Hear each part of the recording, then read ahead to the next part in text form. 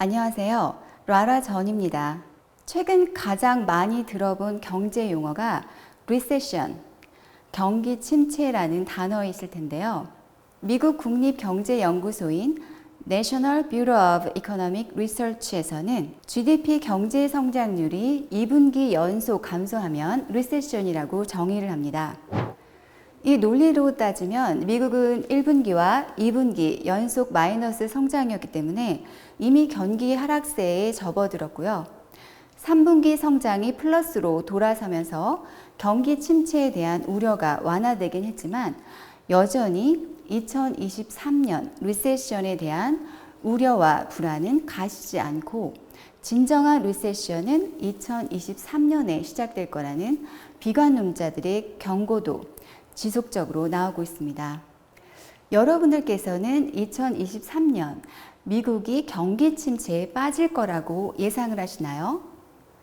아니면 그래도 미국인데 리세션은 오지 않을 거라고 얼마 전 조 바이든 대통령이 언급하신 것처럼 아주 긍정적으로 해석을 하시나요? 혹은 리세션이 오더라도 이번처럼 짧고 약한 수준에서 끝날 거라고 생각하시나요?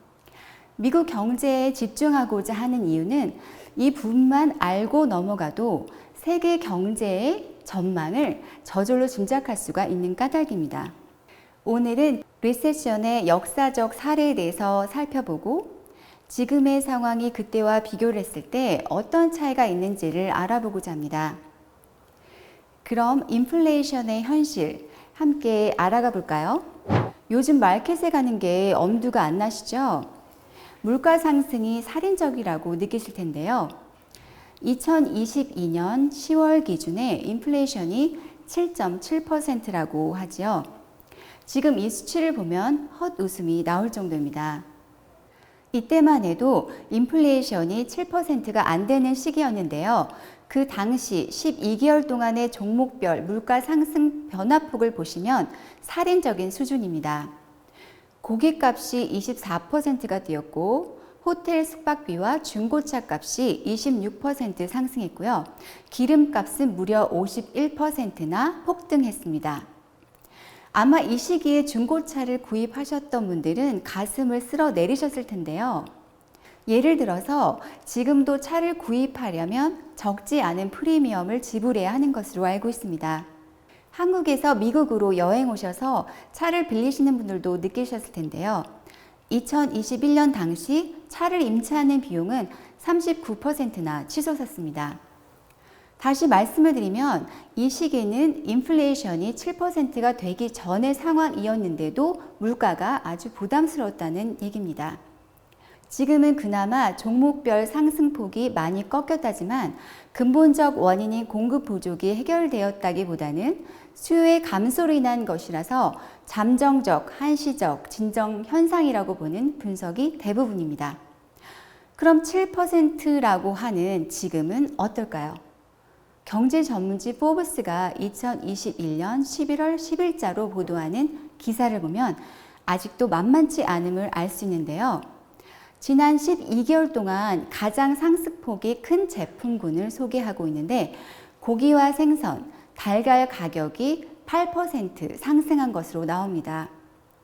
과일 채소가 9.3% 상승했고요. 집에 공급되는 가스 서비스의 비용은 무려 20%나 상승을 했습니다. 더 엄청난 건 항공비로 42.9%가 치솟았습니다. 우리가 언제 이런 상황을 겪은 적이 있었던가 싶어서 도표를 찾아봤는데요. 보시는 바와 같이 지난 10년 동안 이런 경우는 없었고요. 25년 동안에도 처음 있는 일이었습니다.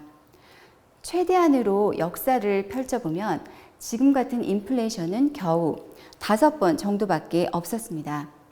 이보다 더한 경우도 물론 있긴 했지만요. 지금의 인플레이션은 무려 40년 만에 벌어진 일이라서 경제 활동을 시작한 후 이런 경우는 처음 당하는 사람들이 아마 대부분일 것이라고 생각하는데요. 도대체 무슨 일이 있었길래 이런 일들이 벌어지는 걸까요? 미국의 역사를 보면 크게 2번의 인플레이션을 경험했는데요. 그 첫 번째가 2차 세계대전이 끝나고 소위 장밋빛 시대라고 하는 호황이 접으면서 엄청난 대가를 치른 적이 있었고요. 두 번째는 1차, 2차 오일 쇼크가 휩쓴 1970년대였습니다. 그런 이유로 40년 만의 인플레이션이라는 표현을 반세기 만의 인플레이션이라고 해야 한다는 말도 나오지만 지금 와서 얼마 만의 인플레이션이냐는 언쟁은 의미가 없는 것 같고요. 오히려 가장 최근의 인플레이션이라고 할 수 있는 1970년대 배경을 살펴보는 게 더 도움이 될 것 같습니다. 당시 정부의 정책 방향은 케인즈주의에 입각한 소위 큰 정부였습니다. 정부의 개입이 그만큼 많았다는 뜻인데요. 대공황을 타개하기 위한 뉴딜 정책의 성공으로 케인주의 경제 정책은 미국 정부의 기조였고요. 미국뿐만 아니라 당시 선진 서구 국가들은 케인주주의를 자국의 경제 정책으로 채택해야 할 정도로 아주 대세였습니다. 그러나 중동 전쟁 등의 지정학적 위기와 함께 터져나온 오일 쇼크를 거치면서 자유주의 시장 경제를 옹호하는 소위 시카고 학파의 밀턴 프리드만의 정책이 케인즈 정책을 대신하게 되었습니다. 시장은 최대한 시장의 자율에 맡기는 우리가 작은 정보라고 배운 정책을 언급하는 것인데요. 그렇다면 지금의 미국은 큰 정부일까요? 작은 정부일까요? 팬데믹이라는 유례없는 비상 상황을 맞으면서 당연히 미국의 입장은 큰 정부일 수밖에 없었습니다. 보건과 방역이 실시됐고요. 팬데믹 기간 동안 멈춰진 경제를 다시 가동시키는 것도 정부의 몫이었습니다. 엄청난 금전적 지원이 전 국민을 대상으로 실시되었고요. 그 기간에 천문학적인 돈이 시장에 살포되었습니다. 돈이 넘치면 당연히 그 가치는 하락하게 되어 있죠. 상대적으로 물가는 상승하게 되어 있어서 수많은 경제 전문가들이 인플레이션을 경고했지만 수십 년 동안 지속되어 온 낮은 물가로 인해서 그런 우려는 비관론자들의 지나친 걱정으로 치부되곤 했었습니다.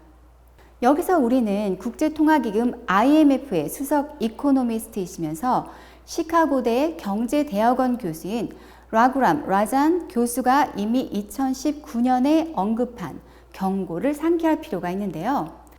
라잔 교수는 2008년 서브프라임 사태가 터지기 전인 2005년에 이미 금융위기를 경고한 바 있는 세계적인 경제 전문가로 명성이 높은 인물입니다. 그런 라잔 교수의 경고에 의하면 리세션을 유발하는 두 가지 요인은 무역 분쟁과 지정학적 위험이라는 것이었는데요. 저는 라잔 교수의 말이 다시 한번 맞는 것이 아닌가 그렇게 보고 있습니다. 중국과의 무역 분쟁까지 맞물리면서 물가가 심상치 않은 움직임을 보이기 시작하던 차에 2022년이 시작되면서 2월에 들어 급기야 지정학적 문제까지 현실로 터져버립니다. 우크라이나와 러시아 전쟁이 바로 그것입니다.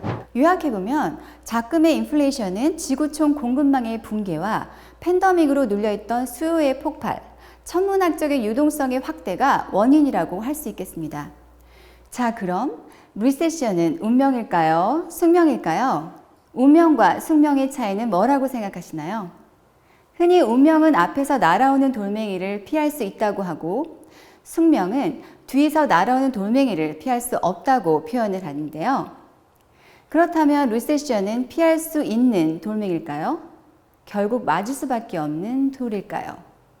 역사라는 것이 반복된다는 전제하에 그리고 그런 경험에서 학습할 수 있다는 전제하에 우리가 가장 최근의 기억으로 소환하고 있는 자료가 1970년대와 1980년대의 기간이라면 그리고 그 일련의 연관성을 2020년대에 투영시킨다면 2023년에 전개될 수 있는 가능성 있는 시나리오는 다음과 같은 것이라고 짐작할 수 있습니다.